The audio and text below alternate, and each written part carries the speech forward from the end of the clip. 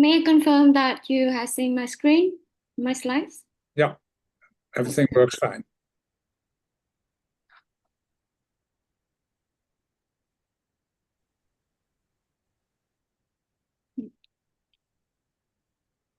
Thank you, everyone. So today we present my thesis about mobile internet diffusion and development impacts, evidence, and heterogeneity effects. The thesis includes 3 chapters with 3 main chapters about the impacts of internet, particularly mobile internet diffusion, on household income, young people education, and mental health and well-being. As such, the thesis is related to SDGs number 8 on decent work and economic growth, number 4 on quality education, number 3 on good health and well-being, and number 10 regarding reduced inequalities. We now start with the introduction and the motivation for the thesis. You can see on the graph in your left-hand side, it's about the percentage of individuals using internet over the past few decades. There's been clear trend of increased internet diffusion amongst almost all countries and regions around the world, particularly in lower middle income countries. On the other hand, as you can see on the right-hand side, regarding fixed telephone subscription, there's been a negative or reducing trend in the last few decades. Given such fast diffusion of internet, particularly mobile internet in developing countries, there are important questions that need to be addressed. These include whether mobile internet and mobile digital technologies are beneficial to countries and households, particularly in the global south, and to what extent of such effects. Are there also inclusive or heterogeneity impacts of potentially beneficial outcomes of mobile internet diffusion? And in what ways or mechanisms such effects are manifested? The overall aims of the thesis is to provide a comprehensive assessment across geographies and demographics around the world. For chapter 2 of the thesis, the topic is about mobile internet diffusion, particularly 3G internet and household income in Vietnam. There are 2 maps. As you can see here, the map in the upper side is about household income per capita across 63 provinces in Vietnam since 2010. The map on the lower side is about 3G cell towers diffusion for 63 provinces in Vietnam. And you can see here since 2010, there are just a few towers installed in Vietnam, but over just in a few years, a significant improvement in terms of 3G coverage across regions in Vietnam. Given such fast coverage of 3G internet, this chapter aims to estimate the impact of 3G diffusion on household income per capita. We incorporate data from multiple sources, including the National Statistics Office regarding household living standards over the years, the PANDO data.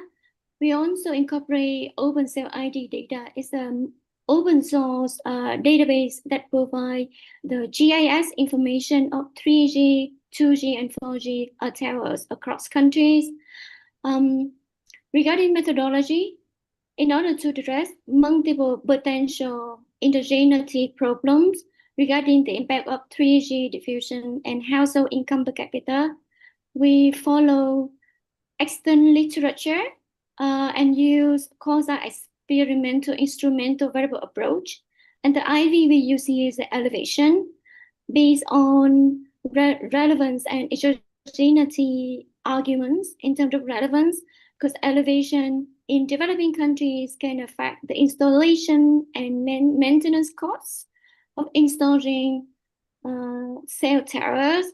And because Elevation is a natural cause with taking into account time effects and province fixed effects in our models. It's unlikely to be reasonably exogenous. By running fixed effects and instrumental approach together, we identify significant positive effects of province household income per capita.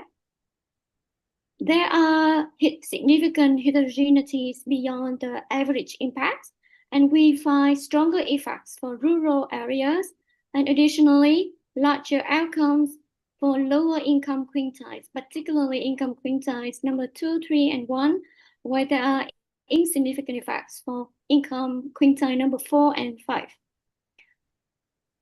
To explain such effects, we identify potentially mechanisms include the positive effects on chain employment and also formal wages across provinces.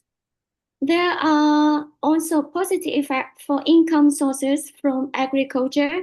However, they are quickly significant, so there can be potential future research for this mechanism. Chapter 3 is about the impact of mobile internet diffusion on educational attainment for young people in Vietnam. Regarding mobile internet or ICT and education, there has been quite many literature identifying mixed effects, both positive and negative effects on educational outcomes. This is because ICT can provide near zero marginal cost for information and learning resources, but at the same time, students can use the phones or other ICT sources for other purpose besides learning. As such, the effects on mobile internet on learning and education still remain inconclusive.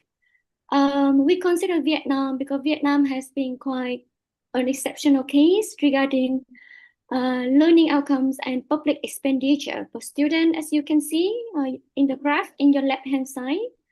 Vietnam is considered an exceptional because with higher PISA reading score in 2015, but public expenditure is low. So in this context, we aim to explore, but also explain how 3G coverage can affect educational outcomes, particularly educational attainments for young people. The data we use beside the National Statistics Office data, living standard survey over the years for young people. We also incorporate data from GSMA, the Global Mobile Association, that has the database for 3G coverage in Vietnam. And we also analyze at province level. Similar to the previous chapter in using IV, because of many potential heterogeneity problems. Here we use lightning strikes per capita as an IV, also following extant literature. The lightning strike is sourced from the Worldwide Lightning Locations Network. After running the FE and IV analysis, we identify there are positive effects for lower secondary level, but there are negative effects for upper secondary levels. To explain such different results, we run the same analysis for multiple labor market outcomes, include the shares of young people engaged in wage employment or non-wage employment, and we found increased effect for wage employment, but negative effects for non-wage employment in agriculture. This suggests also the structural change towards industrialization for Vietnam. There are variables on the wage for young people, so we run the analysis and find the highest wage return for lower secondary owners among lower upper secondary and also tertiary degrees. We also identified reduced employment in agriculture, but increased employment in services and manufacturing. Within manufacturing, there are positive effects in textile, electronics, and within services that positive outcomes on information and communication and also hospitality industry. Chapter 4 is about youth mental health and well-being in Ethiopia. The motivation for this chapter is because that within the extant literature, particularly for the global south, most of the literature mentioned about the positive effects for developing countries. And it seems to be a one-sided literature. And regarding negative effects, most of the papers have been focused on the global north or developed countries. So as such, the need to do more research for the well-being and mental health outcome for the global south. In terms of the demographic group, we focus on young people because around the world, young people are the group who use internet most, whether it's across regions, across income levels. And you can see in the graph here, for low-income country in particular, young people between 15 and 24 ages, the shares are almost double the shares of internet use among the whole population. For literature, this paper is part of the technology and development outcomes, and we focus on Ethiopia. The country is low-income country in terms of mobile internet diffusion. It has been following liberalization of the telecommunication market. It's established more providers in 2018.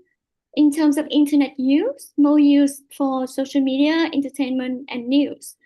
Among social media users, besides acquiring information, the top use motivation are for exchanging ideas with friends, knowing about other people, and also for escapism, which means using digital media to fill spare time. In terms of methodology, we incorporate data from the Oxford Young Lives in 2002, and also use FE and IV analysis following the previous chapters. We identify positive effects on mental health disorders and negative effects on subjective well-being. In terms of heterogeneities, we also identify stronger effects for young people from lower wealth indexes. The mechanisms we detect are larger positive effects on time doing nothing, but there's no difference between the group from lower or higher wealth groups in terms of meeting friends or time doing chores at home. The conclusion from the thesis is that our chapters are among the earliest evidence for the global south context. Beyond average effect, we identify unequal effects for rural area, for lower income quintiles, but also at the same time, we explore the dark side of the internet, which suggests the reinforcement of existing social inequalities. In terms of recommendation, we recommend comprehensive technology governance beyond simply connectivity for inclusive and sustainable development. In order to do that, we recommend technology interventions designed in tandem with social and educational policies in order to promote the broader human development outcomes. For future research, we can use new data for 5G or 6G to explain whether there are larger effects. Also, because like internet, with the new development of AI from narrow intelligence to general or to super intelligence, there can be both positive and negative effects. So that suggests more urgent need to explore the comprehensive assessment of internet or technology diffusion. That's all from my side. Thanks for your attention. And now I will give the words back to the pro-rector. Thank you for your presentation. The opposition will be opened by Professor Dr. Pierre Moynen, who was the chair of the assessment committee. And Professor Moynen is an emerite professor at UniMerit, and that's at this university. The floor goes to Professor Moynen.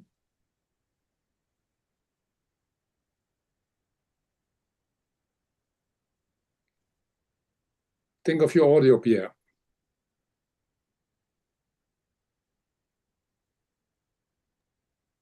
Am I unmuted? Can you hear me? Yes? Yes. Okay.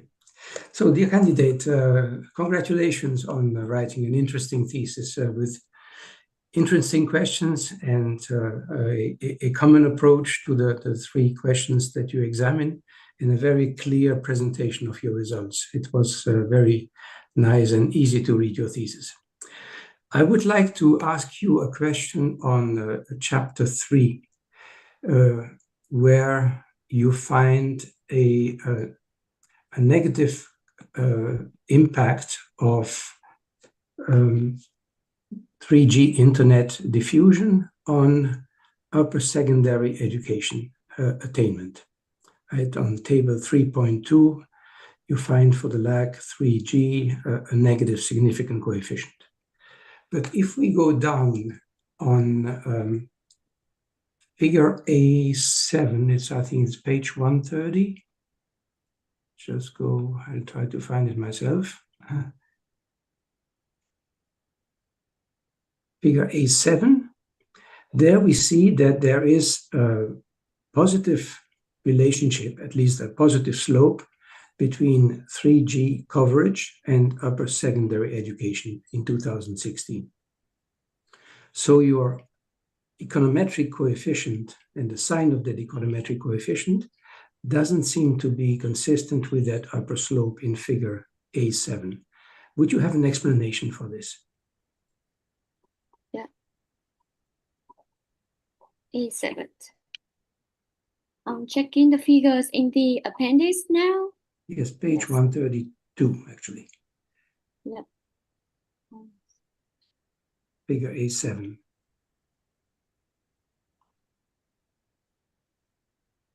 Yeah. Dear highly esteemed opponent, thanks for your comments and the questions. So you can see the graph we presented in the appendix figure A7.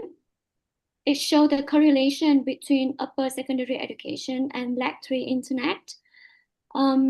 This is just simply the Pearson correlation, right? So it just provides a suggestive simple relationship between two variables. But as you have already know, there can be multiple endogeneity issues beyond simple correlation between two variables.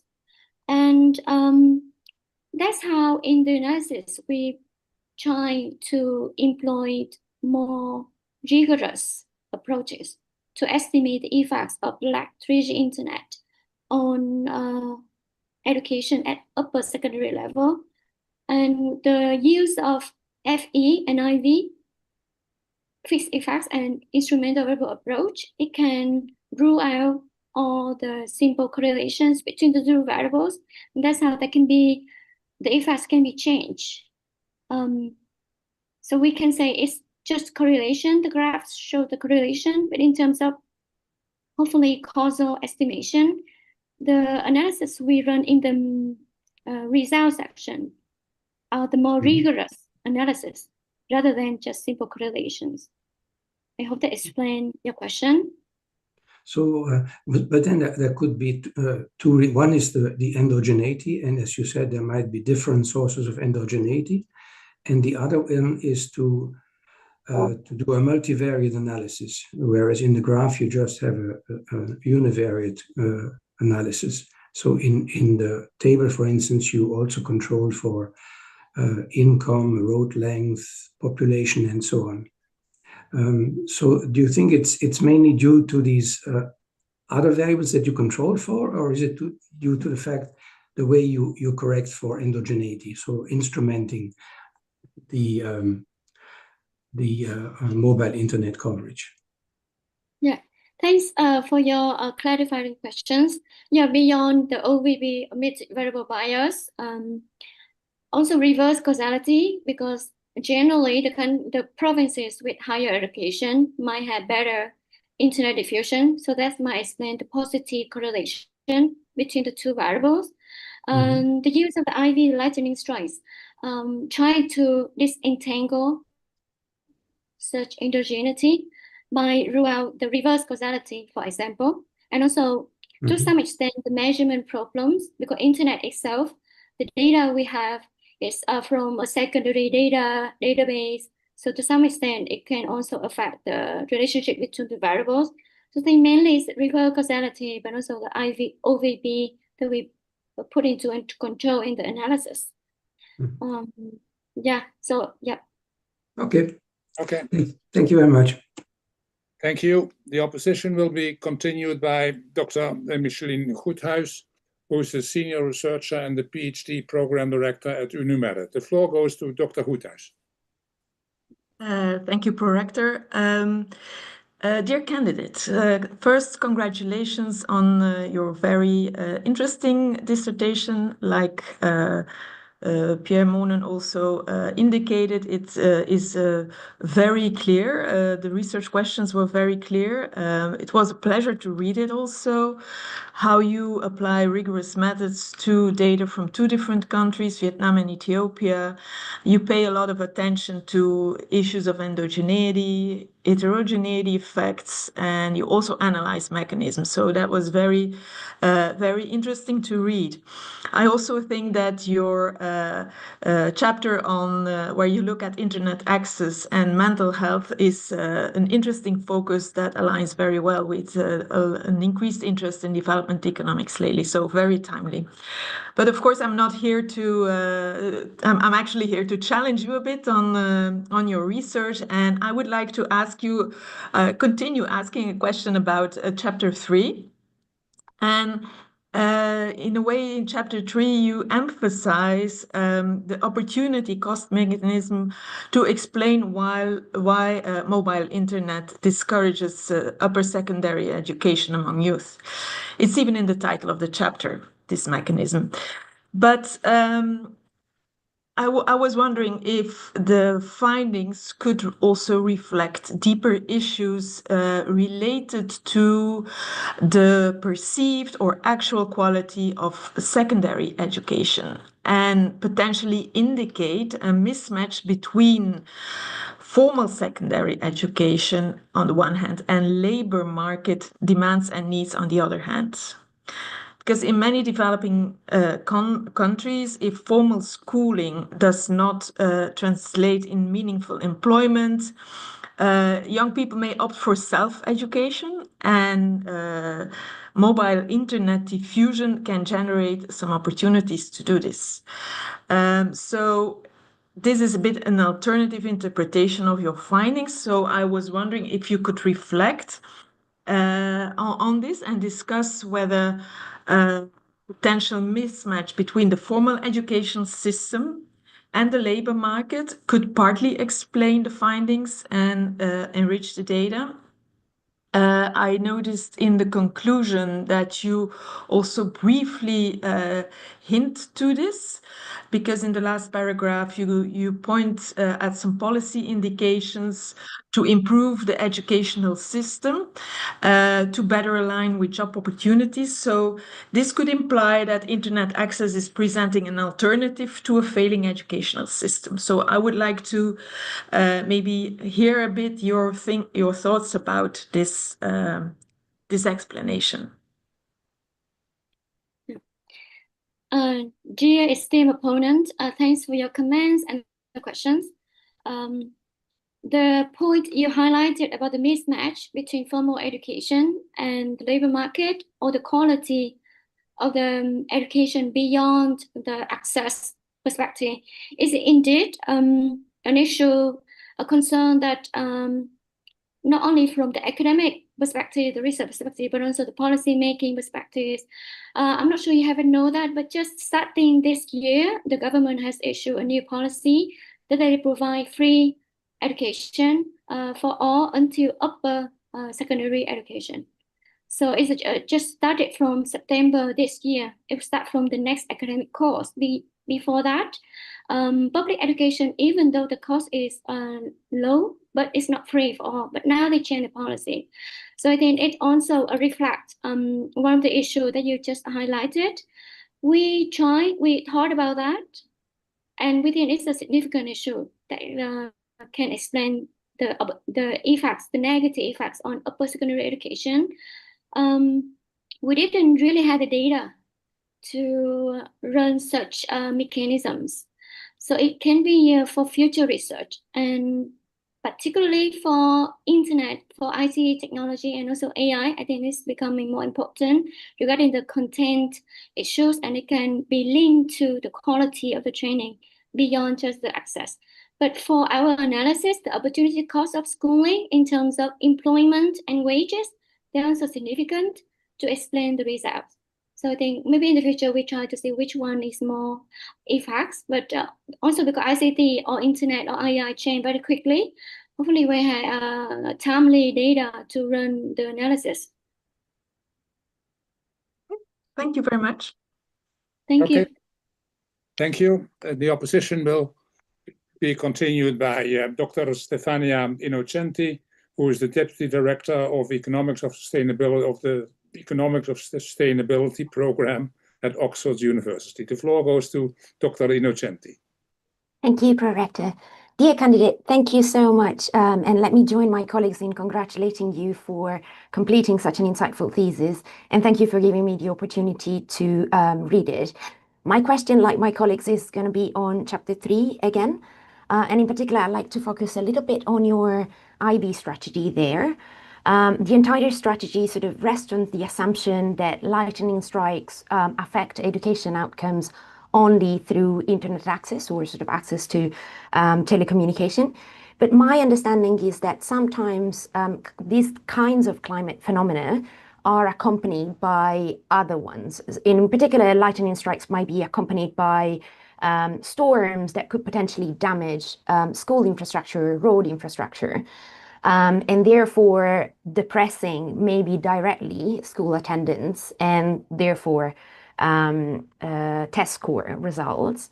And so I wonder whether you have been somewhat reflecting on this and to what extent do you think this could be a threat to your identification strategy? And if so, what could one do to try and address some of these issues, or what have you done actually to try and address some of these issues? Yeah. Dear esteemed opponent, thanks for your comments again, and also the question. Indeed, this question has been asked by the reviewer. We submitted to a journal and it's just been accepted after we address one of your comments. In the main analysis, we already include some of our control variables, including road infrastructure that can reflect the potentially indirect impacts of lightning strikes through infrastructure. So it partially addressed that issue. Regarding other climate variable, yeah, in the journal we submitted, we just added additional regressions by adding some climate variables, include temperature and rainfall, that can potentially be related to educational outcomes, and our results remain significant. So that is a very good comment for the paper, and we just revised in the journal submission paper, but yeah, not for the thesis yet, because it just been submitted. So if I may follow up, does this mean basically that there's the weather channel in a way doesn't seem to affect education directly? That's your new exploration. That's what the new exploration suggests. Yeah, so we're controlling for the climate variables, the effects of 3G internet by using the instrument is not be contaminated by other climate variables. So that the main findings. Thank you. Would you have any follow-up question, Dr. Innocenti? I have other questions, but I'm happy for the others to go ahead if you prefer. Okay. Then we move on to Professor Dr. Marco Sanfilippo, who is the Professor of Economics at the University of Torino, and the floor goes to Professor Sanfilippo. Thank you very much, and I join the others to congratulate on this thesis. Well done, it was pleasant to read, and the topic is of primary importance for developing countries, so congratulations. So I have a broad comment and maybe a suggestion. Okay, I will try to be short. The broad comment refers to in a joint reading of chapter 2 and 3, which are basically using the same geographic units, which is the province in Vietnam, the same topic, which is the labor market dynamics. Okay, and then you have a bunch of results that one might or might not want to connect each other. I tried.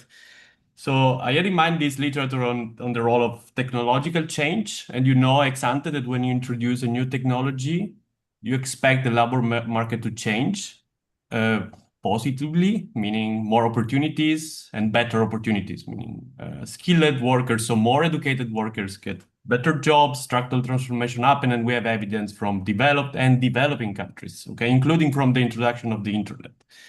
So when I see your two papers, I see some kind of puzzling results. So there is an increase overall in income of households, but when you look at employment, overall employment goes down, and what really goes up is formal employment. But then in the other chapter, when you see basically what happens to structural transformation, you don't really see a net shift from agriculture to manufacturing and services, so modern industry, just a few specific industries within these two subsectors. So it's not necessarily this making up what the jobs that are lost in agriculture. And then you have secondary education, which goes down. I mean, but wages go up. Okay.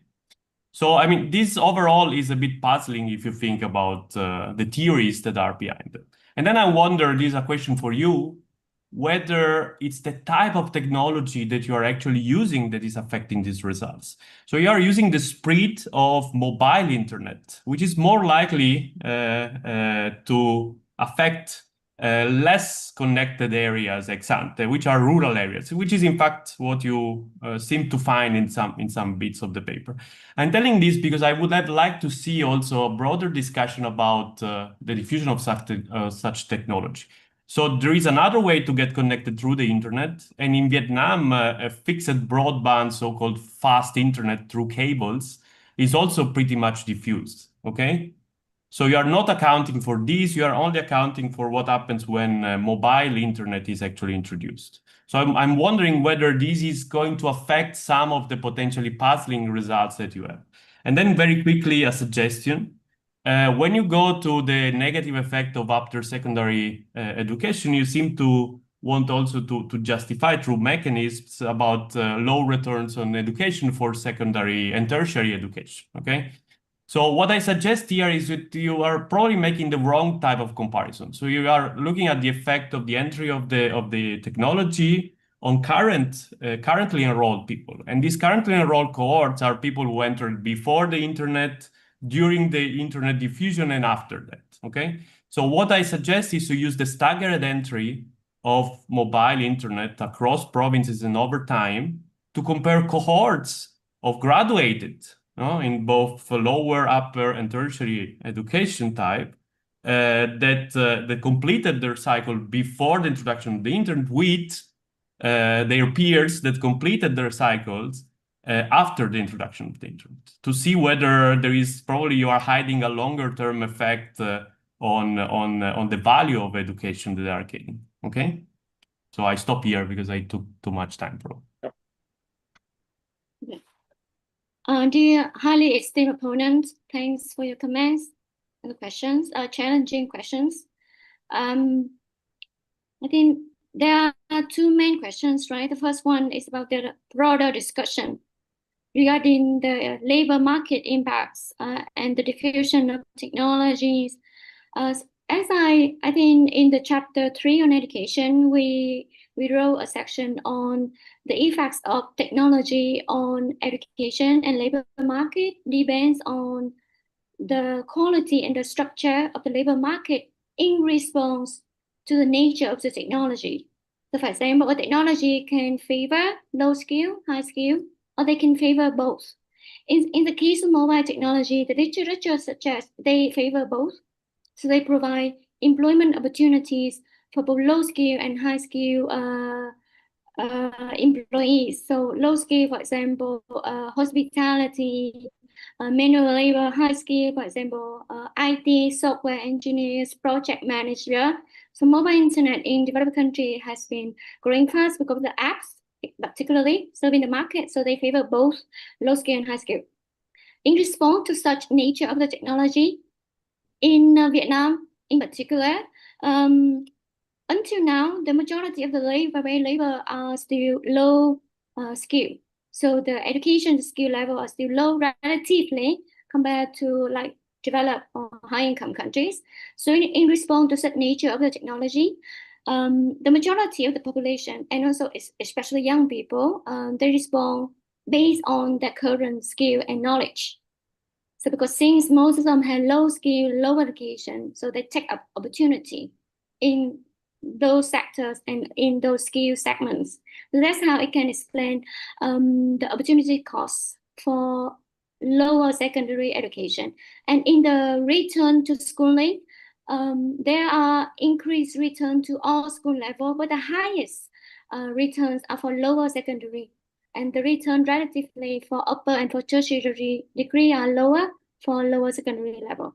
So that can explain the effects of the labor market. In terms of fixed internet, we didn't really have the reliable fixed internet databases. We had some survey for provinces over the year from the ICT Association in Vietnam, but the data we checked is not reliable, so we couldn't really control for that. But I think I should have shown some map, showing the rise of the increase of fixed internet, and it has been increased more significantly in urban rural area, in urban more than rural area, and the rates of improvement much lower than mobile internet. So the effect in rural area should be lower compared to urban area. So that also align with the general findings of the papers. For the second question on the staggered differential, I'm not sure I understand this correctly, but for the data, we try, one of the paper also compared different cohorts, the one with the same age range, but in different time period to compare the effects of internet. But because in our data, we had the data from a second indirect sources, so we didn't really have data before 2010 to run such analysis to compare different cohorts at the same age. So I hope this explains your questions. Yeah, thank you. Yep, thank you. The opposition will be continued by Dr. Fabiana Vicentin, who is an assistant professor in economics of innovation at UniMed. The floor goes to Dr. Vicentin. So first of all, Trang, I join my colleagues in congratulating with this achievement. I enjoy reading your thesis, in particular because the three chapters are well connected with each other in a comprehensive way, and you consider different aspects related to the impact when you analyze the impact of mobile internet diffusion. So from issue related to the income, educational attainment, mental health, and well-being. And I think that your thesis is particularly unique because you are considering two developing countries for which it is usually challenging to find reliable data on the mobile internet diffusion and also on other data that you collected, for instance, data on well-being. Having said that, I have a question on chapter 4. In chapter 4, you are considering a peculiar time period. So basically, the individuals that you observe has been affected by COVID-19. So I would like you to reflect a bit on what does it imply. So do you think that your result would have been different in another time period? And in particular, I'm thinking about the fact that some of those individuals got access through basically the opening of the pandemic to internet, the push that the pandemic got to internet. And so some of those individuals had no previous experience in the use of internet. Is this affecting your result? And do you have also data about the experience of those individuals with the internet? So since how long they have access to internet? Thank you. Dear esteemed opponent, thanks for your compliments and for your question. I think there are two questions, right? The first one is about COVID-19 pandemic context. So in our analysis, we run fixed effects. This should have been ruling out the same effects of COVID-19 conditions for all household and young people. So it's mean the internal validity remains. There can be differential effects because we also have heterogeneity effects for lower wealth and higher wealth groups. So if there are differential effects of COVID-19 pandemic on the two groups, it might have effect effect size, for example, between the two groups. But because the data only collect the mental health and well-being starting from COVID-19, so the Oxford Young Life data before that, they didn't have the mental health, anxiety, and depression variables collected only since COVID-19. So that's how we couldn't really run the analysis to compare before and after COVID context. So I think in the future, when we have more data after COVID for country at similar level, because the database they also have for 4 countries.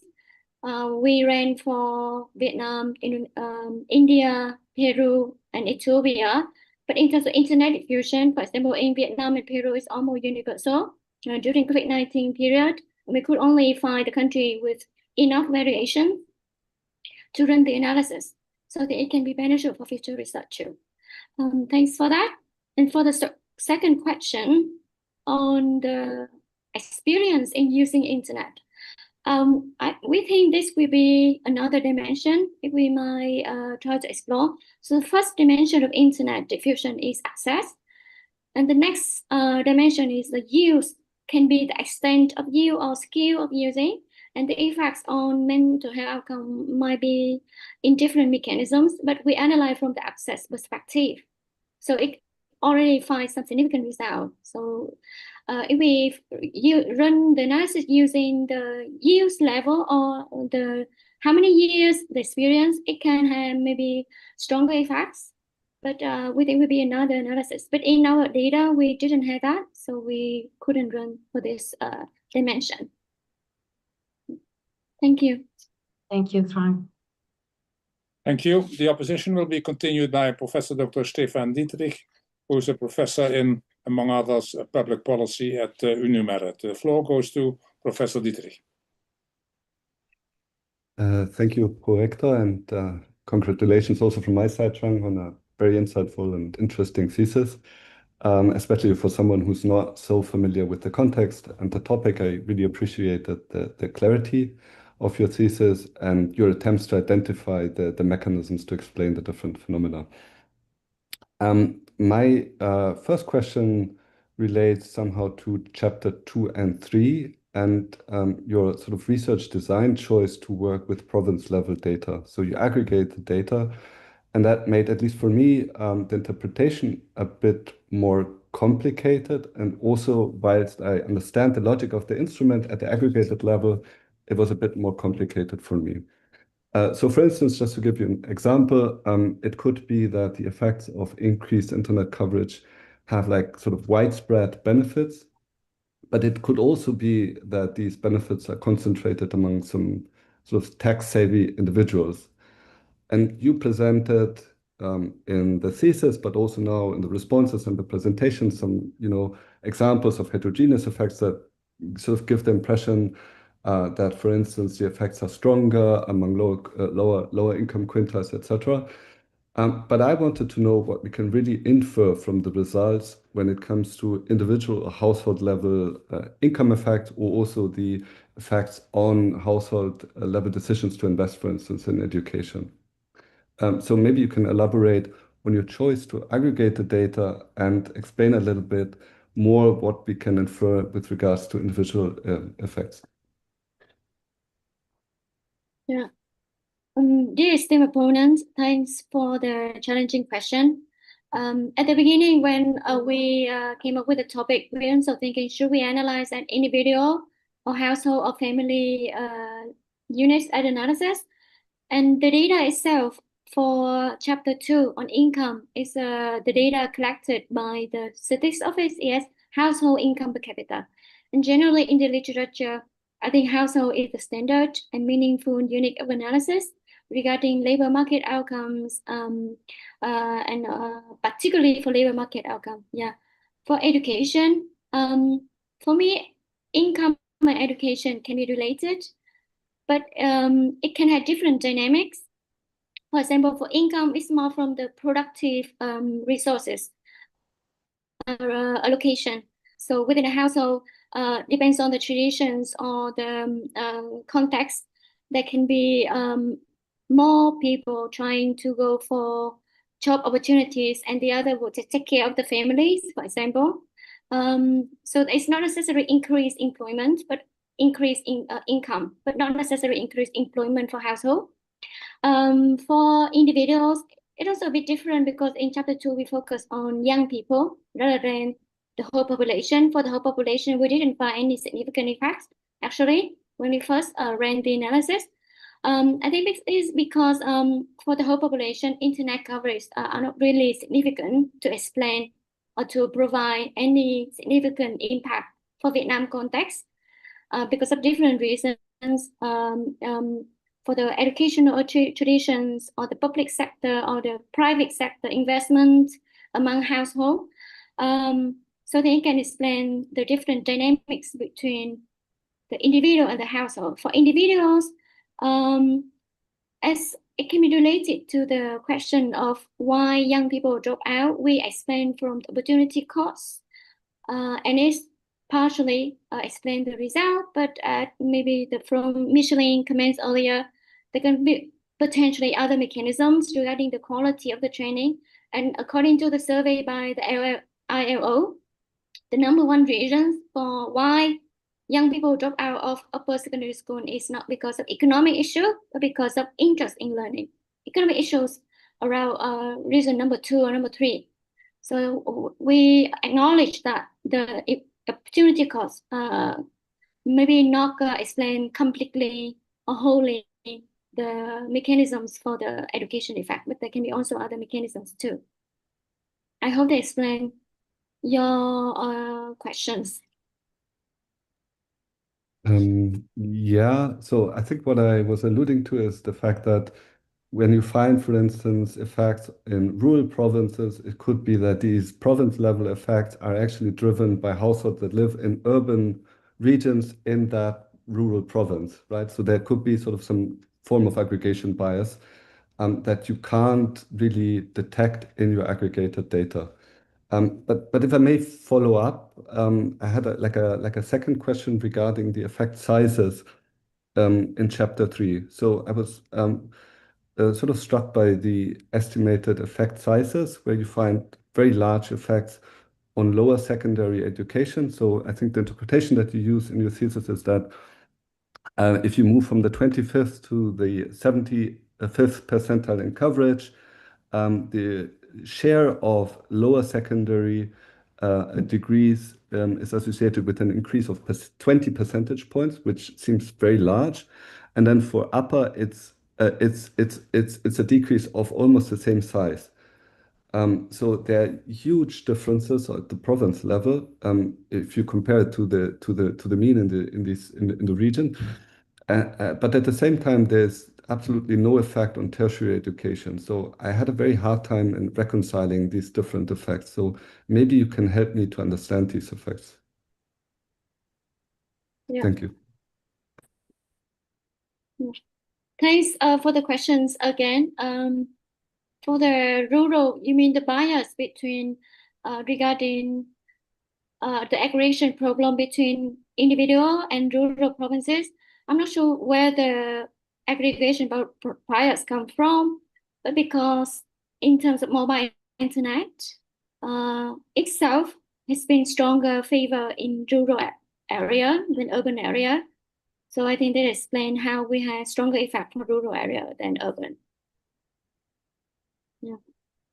For the second question on the very large effect size for when we use IV, for the interpretation of the effect size, because the change from 25 to 75% of the spectrum is mean 2/3 more than 2/3 of the size of the internet access improvement. So this meaning that there are for example, from 0 to 50 or from 0 to 75, it means the whole transformation, like from no internet coverage to almost everyone has internet. So it means there can be also potentially a transformative effects of the technology, because also mobile internet also consider general purpose technology. So the suggest also indicates the transformative of the technology on the whole economy, and as such resultant effect on the society and education. So it is suggesting the effect on the economy and society in terms of tertiary level. In the thesis, we mentioned a little bit about why tertiary level there's no effect, partly because I think one of the reasons is for the structure of the economy and the labor market. Compared to other countries at the same development level, the share of tertiary degree owner in Vietnam is relatively low, lower to South Korea or China at the same developmental level. But at the same time, we have lower shares of higher skill employment. So it also reflects the structure of the economy. So also in Vietnam, we have more tertiary degree owners than what the labor market really need. So there has been many, I think, news over the past few, even 10 years. There are higher unemployment among tertiary degree owners. So this also reflect the higher supply of tertiary degree owner than the demand. So that's how I explain there's no effect on the tertiary level. I hope this explained your questions. Yeah, thank you. This concludes our first round, and it gives us an opportunity for a second round. And it's a custom at this university to give those who come from further away the floor first, which would in this case mean that Dr. Innocenti would get an extra opportunity. And I mentioned already that she's an associate professor at Oxford University. The floor goes to Dr. Innocenti. Thank you.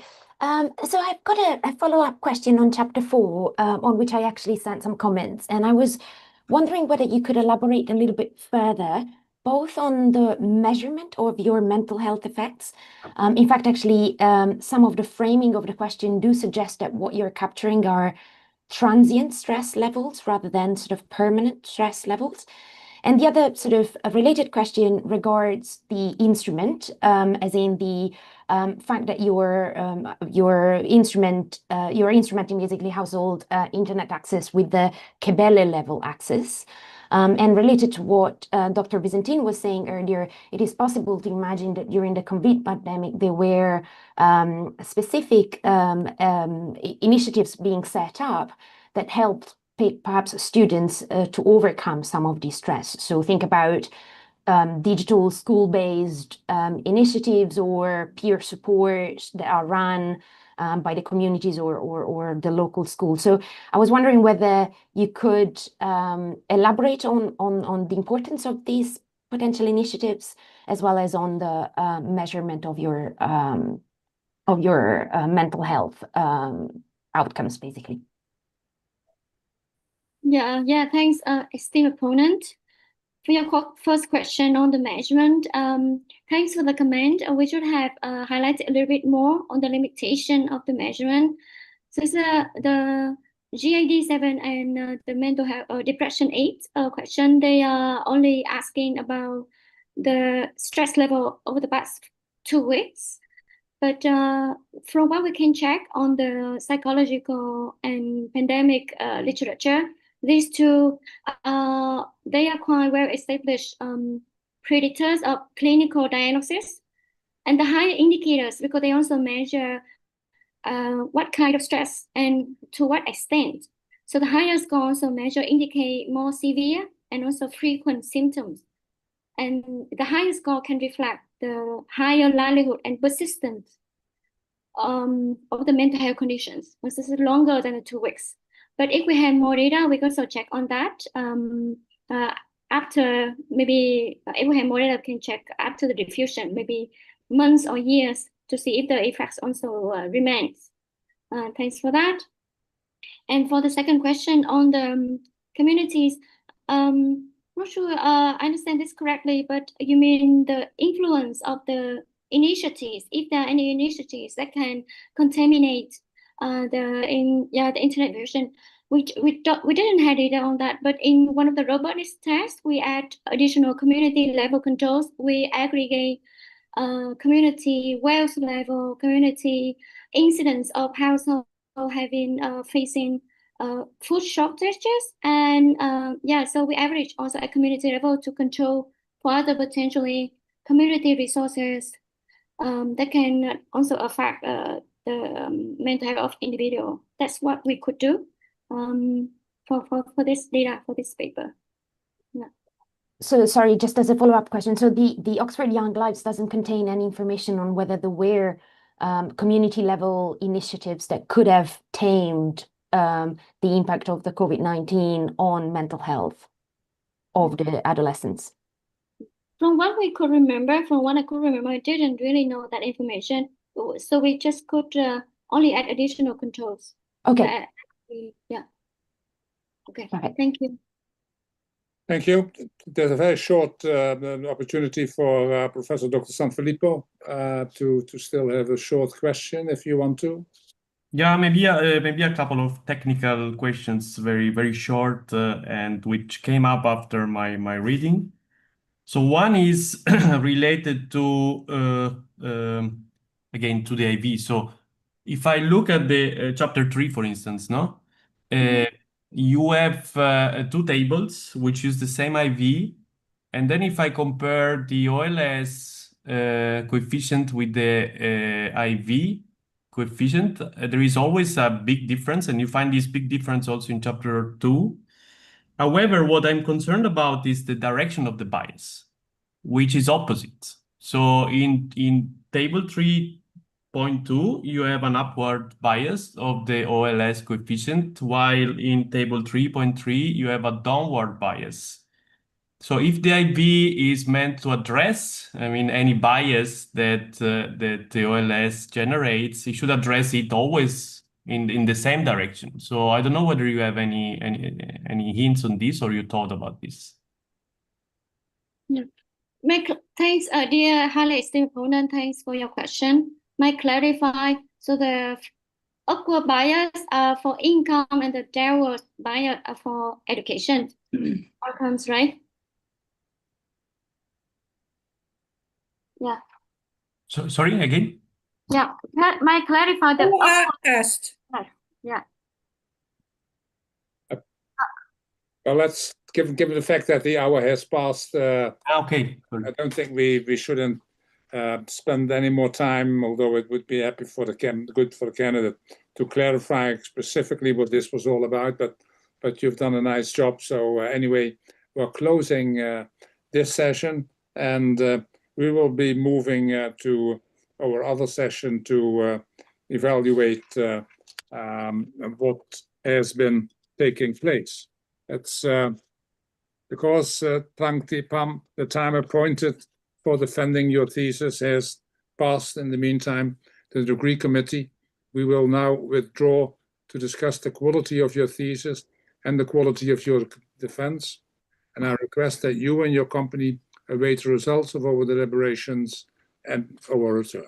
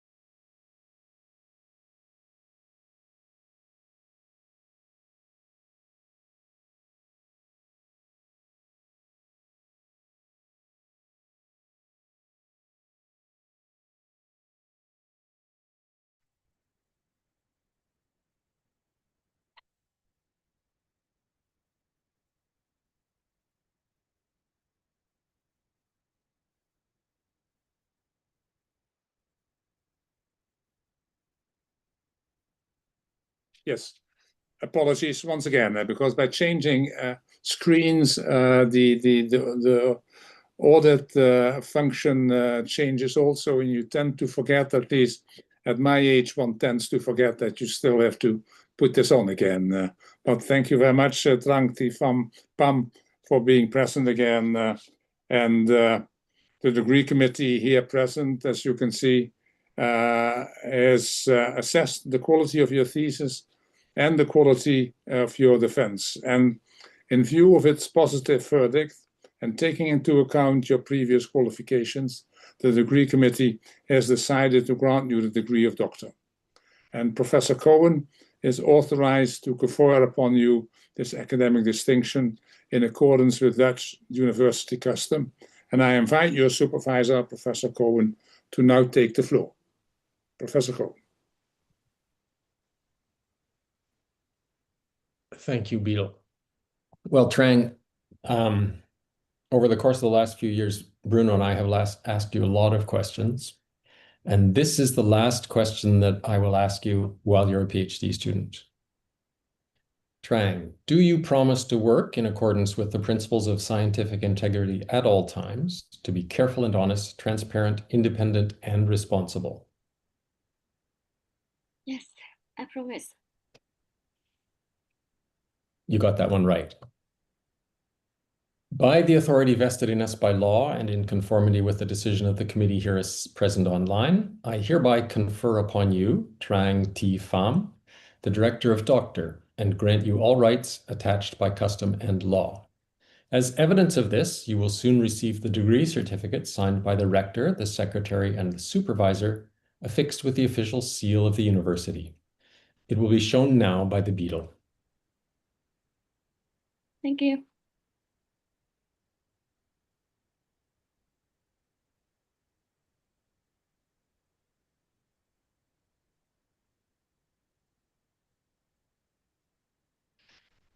Dr. Pham.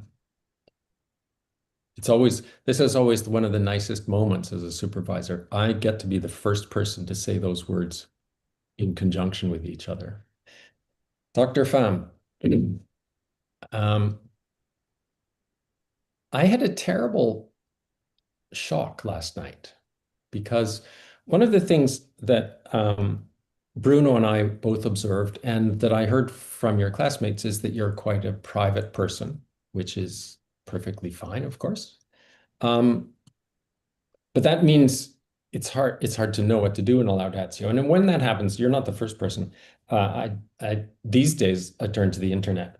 And so I Googled you, and let me read to you the first sentence that I found about what I thought was you.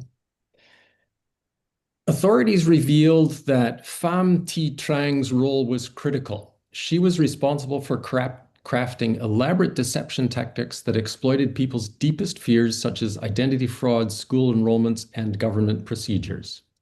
A Vietnamese woman has been unmasked as a key mastermind in a massive Vietnamese dong 1 trillion scam network. Wow. It's not me. Well, I was going to say, as supervisors, I think Bruno and I deserve a share of this, no? Shouldn't you be sharing with us as a sort of recompense for all of the time that we helped you?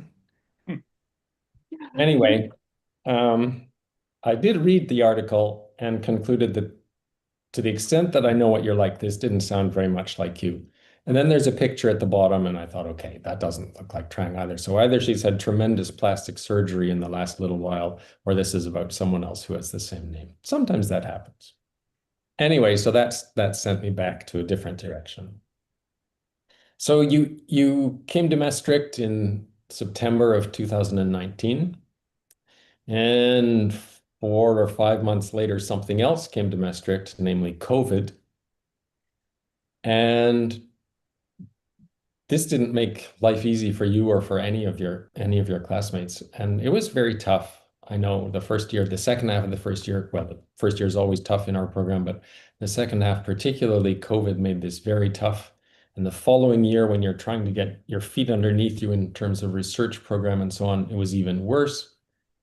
So I know your classmates, but you in particular struggled with this pretty hard, but you found a way through. And all of you guys, and you in particular on today, deserve credit for having fought through this very difficult time. But COVID wasn't, of course, your only problem. You were far from home in a very foreign city, a foreign culture, foreign language, and of course that was not easy. I heard this was compounded by some visa problems that you had. So it seems you were beset by a sequence of challenges, one after another. You'd conquer one, and then the next one would arrive, and you'd conquer that one, and the next one would arrive. And so it's been a series of sort of small hills to climb over and over and again, amounting to quite a mountain, actually, that you've come. Bruno and I were both saying the other day that this has really been an impressive journey that you've been on. The difference between our first conversations with you in, when would it have been, 2020, early September 2020, something like that, and what we see today is amazing, and it's an amazing accomplishment, and you should be very proud of yourself for that. So the whole thing was very tricky, of course, and we had lots of discussions at the beginning about exactly what were the questions we were going to ask and how were we going to do it. And you spent a fantastic amount of time gathering data, constantly looking for more and more data. And you would come to us with data, and every time you came, we'd say, well, what about the instrument? Is there an instrument? Is there a better one? What about this? Can you look for that? And you would go back and look again, come up with more data, slightly different variables, different levels of aggregation. Could this work? Could that work? Is there a different aggregation we can use? That was hard. It was clear that it was a tough task to get together a data set that would allow you to investigate the things that you thought, and the committee thinks also, by the way, were very important, worth investigating, because they're important issues and they're timely issues. The snag, of course, is that I'm going to put this on Bruno now. Bruno didn't let you take the easy way out with regard to the instrument. He kept insisting, what is it? What's it going to be? How's it going to work? Explain to me why this is a good instrument. And we kept pushing and pushing. Maybe we pushed it too hard sometimes. But again, you found a way through. You did find more data. You found different aggregations, different variables, elevation, lightning, different sources for these things. And you should be congratulated for that, because this was a lot of work, and you always went away and worked very fast to come up with some new way to address these things that we were bugging you about. But there is a curiosity about all of this, and I think Bruno agrees with me. There is something that stands out quite a bit, which is that every time we turned around, you were somewhere else. You were at a conference here, a summer school there, a visiting student somewhere else. We tried to get you to calm down a bit a couple of times. Look, Trang, just stay here and do your thing. But no, then we'd turn around and you'd be off somewhere else. It's very, very surprising a little bit. But it seemed that your quest for, I'm not exactly sure what your quest was for. New experiences anyway. New things to learn, new places to go, new experiences to have. I don't know exactly. But again, you seem to be able to find yourself around your way around that part of the world, how to find new place to go, a new place to learn, and so on. And again, this is something that you were able to accomplish very entrepreneurially, I have to say, in this kind of searching for interesting things to do or to learn or to go places to go. Anyway, and here we are. Well, we're not. We're only sort of here, right? You're in Vietnam. Some of us are in Maastricht. I think Pierre's in Canada. Some people are in Italy. Stefan is in England. But here we are all together, in spirit at least, for this final moment of your journey. In that journey, as I said, in the course of it, you've overcome a lot of obstacles, some created by Bruno and me, for which I can only apologize. Well, some of them maybe I don't have to apologize for, but probably some of them we should. We probably created some bad ones for you, so sorry for that. But you know, everyone makes mistakes. But you have to overcome a lot of them, and as I said, you set yourself a hard task, finding all the data you needed to tackle these problems in obscure places, Vietnam and Ethiopia. No, people aren't doing this there yet. But you did it, and you did a good job. And I think that you can certainly be very proud of what it is that you've produced. And Pierre and I, as thesis supervisors, are proud of your work. So I really say from heartfelt congratulations, Trang. You've really done a good job. You produced a nice thesis, a nice defense, and I really wish you all the best. So good luck and Godspeed. Thank you so much.